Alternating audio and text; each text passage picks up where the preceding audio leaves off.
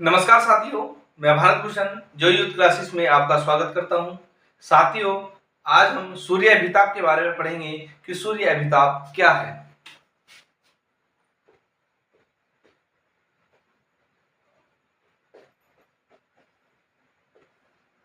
सूर्य अभिताप,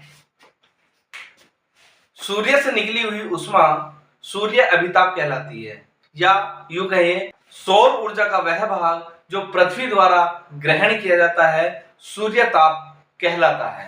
अब साथियों, जो सूर्य ताप है, जाहिर सी बात है सूर्य ताप सूर्य से निकलता होगा। सूर्य इसका केंद्र होता है, क्योंकि सूर्य एक आग का गोला है और ये सूर्य से निकलता है। लेकिन ये पृथ्वी पर पहुंचते पहुंचते इसका कितना भाग रह जाता है, क्योंकि हमारी पृथ्वी को चारों ओर से कुछ लेयर ने घेर रखा है, जिसे सबसे पहले क्षोभ मंडल कहते हैं, समताप मंडल कहते हैं, ओजोन मंडल कहते हैं, या बहिर्मंडल वो कहते हैं, आयन मंडल कहते हैं, आयन, और इसके पास ही बहिर्मंडल होता है। तो इसी तरीके से हमारी पृथ्वी के ऊपर ये जो वायुमंडल है ये पाया जाता है। तो सूर्य का जो प्रकाश है, जब अपना प्रकाश पृथ्वी की ओर चलता है, इसका प्रकाश इस तरीके से, तो यहाँ पर जो ओजोन परत हमारी है वो इस प्रकाश को अवशोषित कर लेती है पहली बार।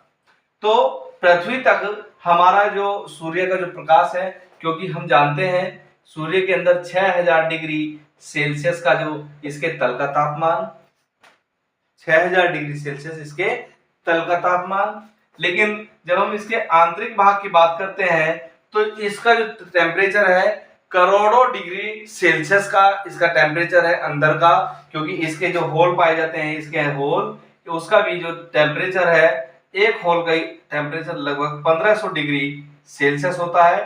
तो जाने कितने होल इस सूर्य के अंदर समाये हुए हैं, जिनका जो टेम्परेचर है वो करोड़ों डिग्री सेल्सियस होता है। तो 6000 डिग्री सेल्सियस जब इसके तल का तापमान है, तो तल के तापमान से ही जब इसकी उष्मा बाहर निकलती है पृथ्वी के लिए, तो सबसे पहले ओजोन परत, क्योंकि हमने इसके अंदर कहा था कि ओजोन गैस जो होती है वो सूर्य की रोशनी को अवशोषित कर लेती है।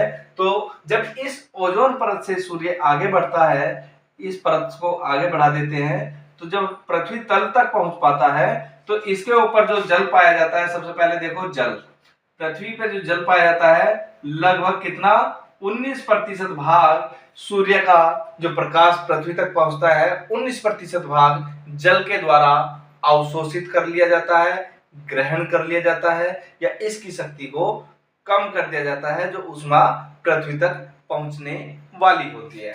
तो जल है, धूल के कण है, गैस है, ये सूर्य की जो रोशनी आती है उसे अवशोषित कर लेती है, जिसका 19% भाग जो अवशोषित कर लेती है सौर ऊर्जा का। आगे देखते हैं, इसका लगभग 35% भाग, जो 35% भाग होता है वो परावर्तित होता है, कि जैसे ही सूर्य की रोशनी इस भाग से टकराई और टकरा करके वापस वहीं पर पहुंच गई, तो ये जो भाग होता है हमारा ये परावर्तित हो जाता है, सूर्य के रोशनी का जो पृथ्वी तक पहुंचता है परावर्तित हो जाता है। उसके बाद जो पृथ्वी के ऊपर केवल 46% भाग बचता है, 46% भाग ही सूर्य का रोशनी तक पहुंच पाता है जो सूर्य से ग्रहण करती है। तो साथियों, ये चीज समझ में आई कि सूर्य से जो उष्मा पृथ्वी तक पहुंचती है वो कितने प्रतिशत है, 46%। बाकी सब क्या है कि या तो अवशोषित कर ली जाती है या परावर्तित हो जाती है वायुमंडल के अंदर, ब्रह्मांड के अंदर, या सौर मंडल के अंदर ये परावर्तित हो जाती है। तो सूर्य अभिताप हमें समझ में आया। इससे आगे चलते हैं, ताप कटिबंध। साथियों, ताप कटिबंध क्या होता है कि उष्मा का क्षेत्र वितरण किस प्रकार है पृथ्वी के ऊपर। जैसे हम कहें ये पृथ्वी है, 1 2 3, 1 2 3, कहने का तात्पर्य है 23.5 डिग्री, और 23.5 डिग्री। 0 डिग्री अक्षांश जिसे हम भूमध्य रेखा के नाम से जानते हैं, ये 0 डिग्री अक्षांश है जिसे भूमध्य रेखा के नाम से जानते हैं। इसके उत्तरी दिशा में जब जाते हैं तो उत्तरी गोलार्ध, इसके दक्षिणी दिशा में जाते हैं तो इसे दक्षिणी गोलार्ध कहते हैं। क्वेश्चन यहीं से बन जाता है, उत्तरी गोलार्ध और दक्षिणी गोलार्ध को ऐसी कौन सी रेखा है जो 2 भागों में बांटती है? तो भूमध्य रेखा। ऐसे ही जब उत्तरी गोलार्ध की हम बात करते हैं तो 23.5 डिग्री उत्तरी गोलार्ध की ओर कर्क रेखा, और ऐसे ही भूमध्य रेखा से दक्षिण की ओर 23.5 डिग्री मकर रेखा।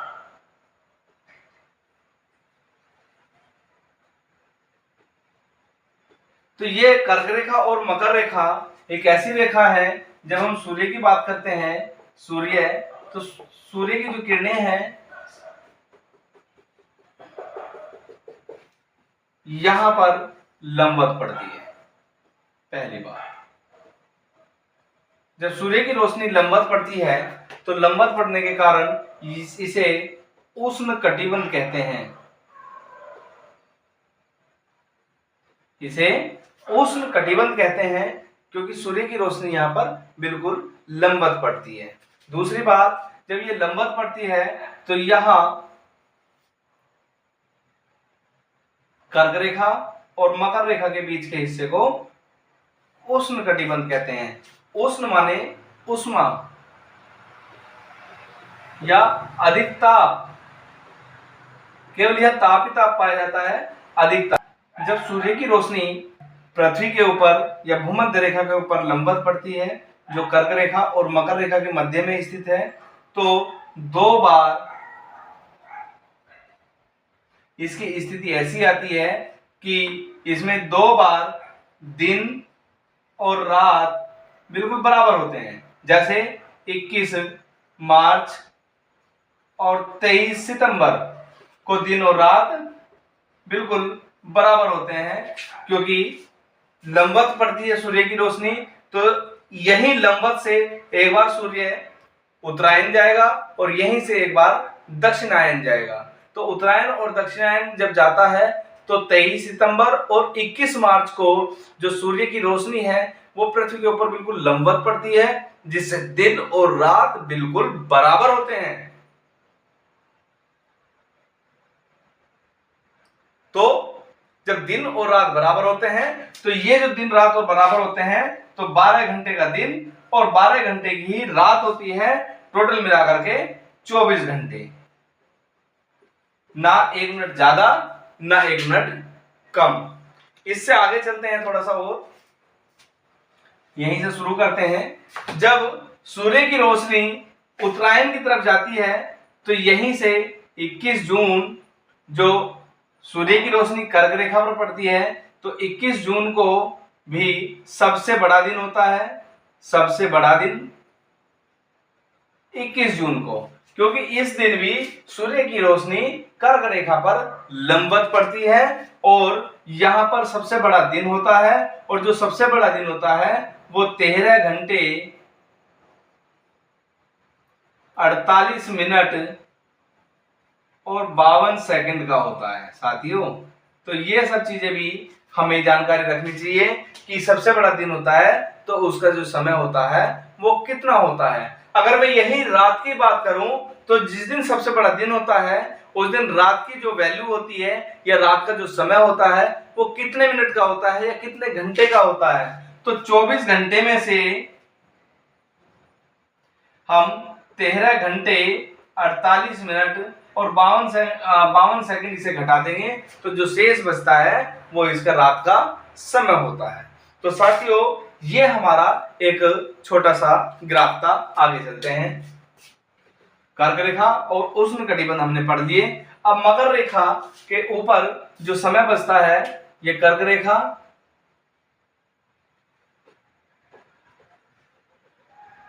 इसके ऊपर ये 66.5 डिग्री उत्तरी अक्षांश, और ऐसे ही 66.5 डिग्री दक्षिणी अक्षांश पर जब सूर्य की रोशनी इस तरीके से तिरछी पड़ती है, क्योंकि हमारी जो पृथ्वी है वो 23.5 डिग्री झुकी हुई है अपने अक्ष पर, तो इसे झुकाव के कारण ही जो पृथ्वी पर जो किरणें पड़ती है तिरछी पड़ती है, ऐसे ही यहाँ पर ये किरणें तिरछी पड़ती है, तो इसी को हम शीतोष्ण कटिबंध कहते हैं। शीतोष्ण, शीत प्लस उष्ण, शीतोष्ण।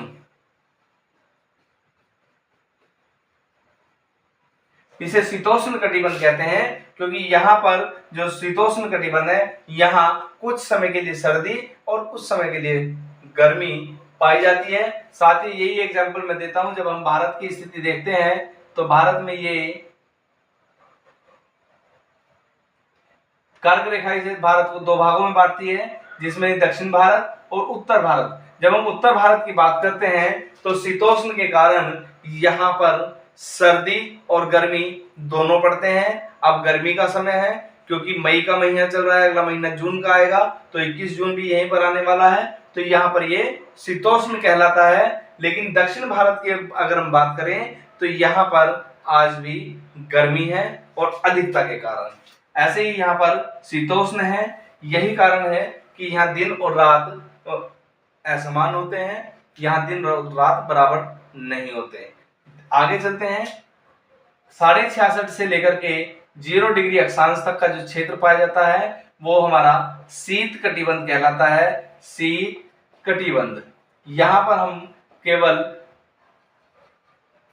सर्दी देखेंगे क्योंकि आर्कटिक महासागर यहीं पर स्थित है। आर्कटिक महासागर, इसी को हम उत्तरी ध्रुव के नाम से भी जानते हैं। उत्तरी ध्रुव, ये उत्तरी ध्रुव के नाम से भी जानते हैं। तो यहाँ शीत कटिबंध भी है, आर्कटिक महासागर भी है और उत्तरी ध्रुव भी है। ऐसे ही यहाँ पर जो हम कहते हैं ये 66.5 से लेकर के 0 डिग्री अक्षांश तक की जो दक्षिणी अक्षांश तक की जो रेखा होती है, जो यहाँ से यहाँ तक का जो क्षेत्र होता है, कहने का तात्पर्य ये, तो ये हमारा दक्षिणी ध्रुव के नाम से जाना जाता है। यहीं पर हमारा अंटार्कटिका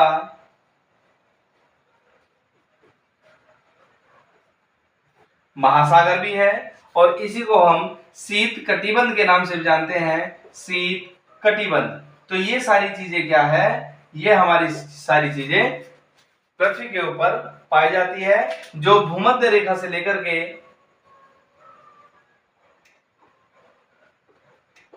दक्षिण में मकर रेखा, शीतोष्ण कटिबंध और शीत कटिबंध तक, ये हमारी पृथ्वी का एक ग्राफ है। ऐसे भूमध्य रेखा से कर्क रेखा, कर्क रेखा से शीतोष्ण कटिबंध और दक्षिणी या शीत कटिबंध तक उत्तरी ध्रुव और दक्षिणी ध्रुव के बीच में ये हमारी पृथ्वी का ग्राफ पाया जाता है।